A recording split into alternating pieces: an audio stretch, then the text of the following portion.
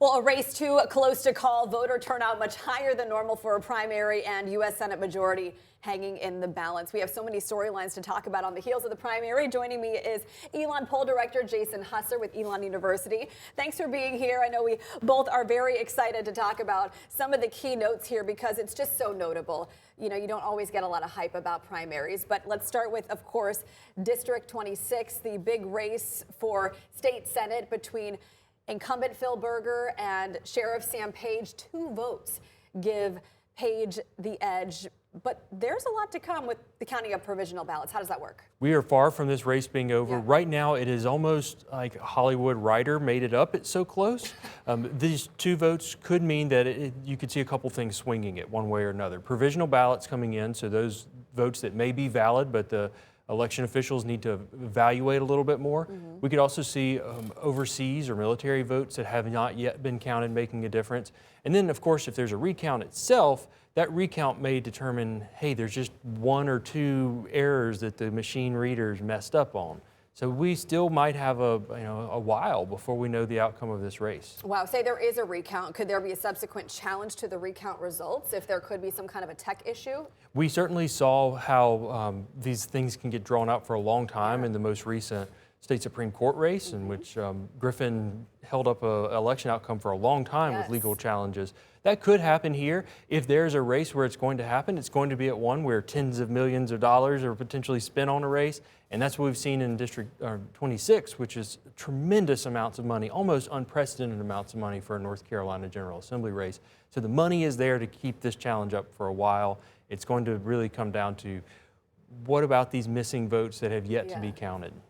What do you make about the Trump endorsement in that race? Of course, Trump said he would like Berger to have the seat, offering Page a spot in the administration.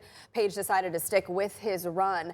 How influential could that be for either candidate heading into November? There's this old saying that all politics is local, but then that has became more like all politics is national as we've moved into a more divided time. What this race, though, shows us is that when it comes to local races, politics is local. When we see this huge disparity between Rockingham County and Guilford County voting, to me it suggests that it's not that Trump endorsement doesn't matter, but when you come down to like a neighborhood level, voters are going to make up their own mind.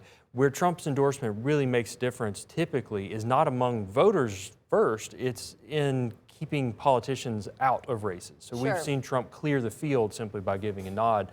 Page wasn't going to go along with that, though. Yeah, I'm interested to talk with him about that in our 9 o'clock hour. We have him coming on the show.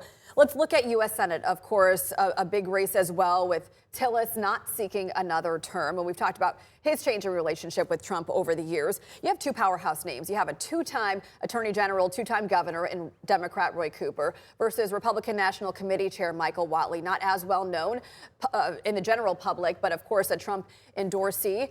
How could this race shake out? We're going to see tremendous amounts of money flowing in really starting today for this race. A lot of powder had been sort of left dry waiting to get through this primary, but the money is lined up, it's out there. This will be probably in the top 5 most watched races in the country. What Whatley is going to have to do over the next few months is really make sure North Carolina gets to know him.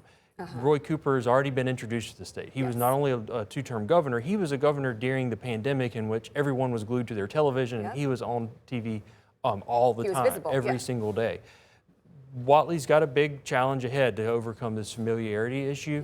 But when we're polling on favorability and familiarity on Whatley in particular, we find, yes, he's low familiar to a lot of voters, but those who do know him tend to like him, at least among the Republicans. That's so interesting to me because North Carolina voters went for Trump all 3 times, and in those 3 presidential years, they went for Democratic governors. So this is really going to be interesting. Jason, thank you. Thank you. You're going to be sticking with us for our 7 o'clock hour streaming live on WFMY Plus. A lot more we want to talk about.